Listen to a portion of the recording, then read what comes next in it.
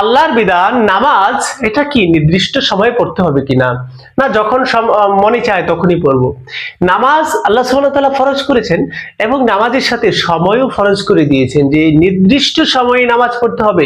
জোহরের নামাজের সময় জোহরের নামাজ পড়তে হবে, আসরের নামাজের সময় আসরের জামাত পড়তে হবে, মাগরিব, ঈশা, ফজর প্রত্যেকটার জন্য স্পেসিফিক ভাবে আল্লাহ সুবহানাহু ওয়া তাআলা একটা টাইম নির্ধারণ করে দিয়েছেন। ওই টাইমেই আমাকে আপনাকে নামাজ পড়তে হবে, যেটা আল্লাহ সুবহানাহু ওয়া তাআলা সরাসরি আদেশ করেছেন। কুরআনুল কারীমের সূরা নিসার 103 নম্বর আয়াতে আল্লাহ সুবহানাহু ওয়া তাআলা বলেন,